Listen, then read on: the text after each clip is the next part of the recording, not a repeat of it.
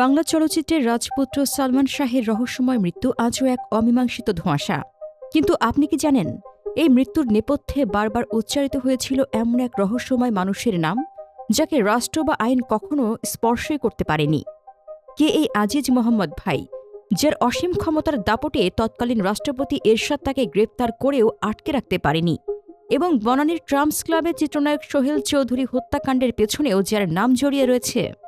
আজ দূরবীনের বিশেষ অনুসন্ধানে আমরা উন্মোচন করব এই অধরা রহস্যময় মানব আজিজ মোহাম্মদ ভাইয়ের জীবনের অন্ধকার গল্প। সালটা ১৯৯৬। ঢাকা শহরের ইস্কাটনের বাসভবন থেকে উদ্ধার করা হয় সালমান শাহের নিথর দেহ। সফলতার একদম তুঙ্গস্পর্শী শিখরে থাকা একজন নায়ক হঠাৎ আত্মহননের পথ বেছে নেবেন, কথাটি সালমান শাহের লাখ লাখ ভক্ত কখনো মেনে নিতে পারেনি। তার মা নীলা চৌধুরী ও পরিবার শুরু থেকেই এটিকে একটি পরিকল্পিত হত্যাকাণ্ড বলে দাবি করে আসছিলেন। রহস্যের সেই ধোঁয়াশাতেই নাম উঠে আসে আজিজ মোহাম্মদ ভাইয়ের। সালমান শাহের মৃত্যুর কিছুদিন আগেই একটি সামাজিক অনুষ্ঠানে আজিজ মোহাম্মদ ভাইয়ের সাথে তার কথা কাটাকাটি এবং হাতাহাতির ঘটনা ঘটেছিল বলে নানা সূত্রে জানা যায়। সালমান শাহের মা নীলা চৌধুরী একাধিক সাক্ষাৎকারে অভিযোগ করেন, সেই ঘটনার জের ধরেই সালমান শাহকে পদ থেকে সরিয়ে দেওয়ার ছক কষা হয়েছিল। তদন্তকারী সংস্থা তাকে জিজ্ঞাসাবাদ করলেও ঘটনার সময় থাইল্যান্ডে অবস্থান করার শক্ত প্রমাণ দেখান আজিজ। পর্যাপ্ত প্রমাণের অভাবে আইনশৃঙ্খলা বাহিনী তার বিরুদ্ধে কোনো পদক্ষেপ নিতে পারেনি। কিন্তু পরবর্তীতে সালমান শাহের স্ত্রী সামিরার ব্যাংকক গমন এবং আজিজ ভাইয়ের সাথে বিভিন্ন গুঞ্জন এই রহস্যকে আরও ঘনীভূত করে তোলে। সালমান শাহের ঘটনার ক্ষত শুকাতে না শুকাতেই ১৯৯৮ সালের ডিসেম্বরে আবারও কেঁপে ওঠে ঢাকায় চলচ্চিত্র। বনানীর অভিজাত ট্রাম্পস ক্লাবের সামনে মধ্যরাতে প্রকাশ্যে গুলি করে নির্মমভাবে হত্যা করা হয় জনপ্রিয় চিত্রনায়ক সোহেল চৌধুরীকে। দূরবীনের অনুসন্ধানে বেরিয়ে আসে, সেই সময় ঢাকার ডিশ ব্যবসা ও ক্লাবের ভেতরের আন্ডারওয়ার্ল্ড আধিপত্যকে কেন্দ্র করেই ঘটেছিল এই নির্মম হত্যাকাণ্ড। তৎকালীন সময় ট্রাম্পস ক্লাবে চলত নানা ধরনের অসামাজিক কর্মকাণ্ড ও মাদক ব্যবসা। সোহেল চৌধুরী একাধিকবার এই ক্লাবের ভেতরে এসব অবৈধ কর্মকাণ্ডের বিরোধিতা করেছিলেন এবং আজিজ মোহাম্মদ ভাইয়ের সাথে তার প্রকাশ্য তর্ক বিতর্ক হয়েছিল। আর সোহেল চৌধুরী হত্যা মামলার চার্জশিটে প্রধান আসামি হিসেবে নাম আসে আজিজ মোহাম্মদ ভাই, তার নিকটাত্মীয় বান্টি ইসলাম এবং আশিস রায় চৌধুরীর।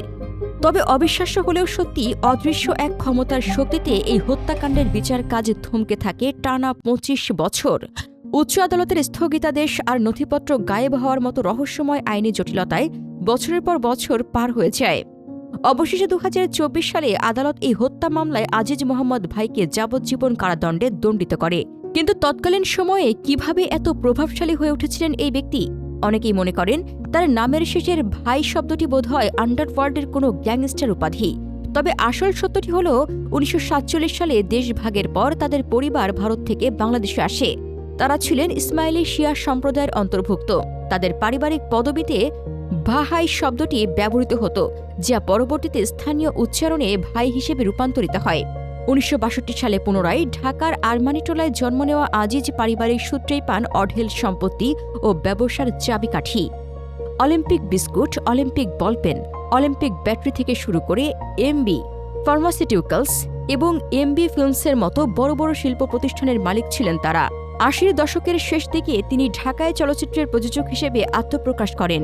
বিপুল অর্থ, রূপালী জগতের গ্ল্যামার আর বাহুবল দিয়ে পুরো মিডিয়া ইন্ডাস্ট্রিকে তিনি নিজের করতলে নিয়ে আসেন। এফডিসিতে তার যাওয়া আসা মানিয়েছিল এক অন্যরকম রোমাঞ্চ। তৎকালীন উঠতি অনেক নায়ক নায়িকার ভাগ্য তৈরি কিংবা রাতারাতি ক্যারিয়ার ধ্বংস করে দেওয়ার ক্ষমতা ছিল তার ইশারায়।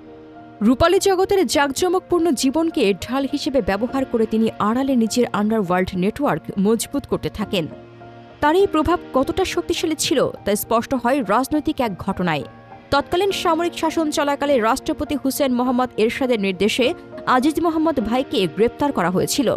ক্ষমতাশীল এক নারীর সাথে ঘনিষ্ঠতা এবং প্রেসিডেন্ট এরশাদের ব্যক্তিগত অসন্তোষের কারণেই মূলত আইনশৃঙ্খলা বাহিনীকে তার পেছনে লেলিয়ে দেওয়া হয়েছিল। কিন্তু দেশের কোনো আইন বা পুলিশ তাকে আটকে রাখতে পারেনি। তাকে মুক্ত করতে আসনে নামে আন্তর্জাতিক মহল।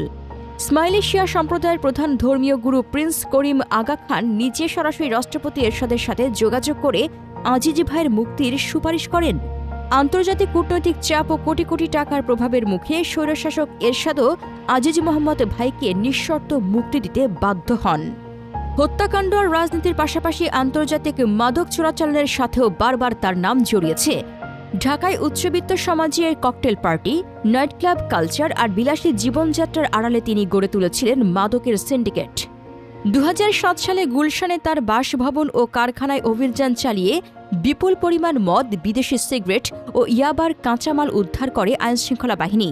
তার আপন ভাতিজা আমিন হুদা, যাকে ঢাকায় আন্ডারওয়ার্ল্ডে ইয়াবা সম্রাট বলা হতো, পরবর্তীতে মাদক মামলায় ৭৯ বছরের কারাদণ্ডে দণ্ডিত হন। এই ঘটনার পর থেকেই আজিজ মোহাম্মদ ভাই বুঝতে পারেন বাংলাদেশে তার জন্য আইনি ফাঁদ ক্রমেই সংকুচিত হয়ে আসছে। এসব অন্ধকার ইতিহাস, হত্যা মামলার যাবজ্জীবন কারাদণ্ড আর অসংখ্য গ্রেপ্তারি পরোয়ানা ঝুলিয়ে রেখে বর্তমানে কোথায় আছেন এই অধরা ব্যক্তি? তিনি বর্তমানে সপরিবারে থাইল্যান্ডের রাজধানী ব্যাংককে অবস্থান করছেন। সেখানে ব্যাংককের সবচেয়ে দামি এবং অভিজাত এলাকায় একটি সুউচ্চ বিলাসবহুল অ্যাপার্টমেন্টে বসে তিনি থাইল্যান্ড, মালয়েশিয়া ও সিঙ্গাপুরে ছড়িয়ে থাকা তার শত শত কোটি টাকার রিয়েল এস্টেট, 5 স্টার হোটেল ও রিসোর্ট ব্যবসা পরিচালনা করছেন।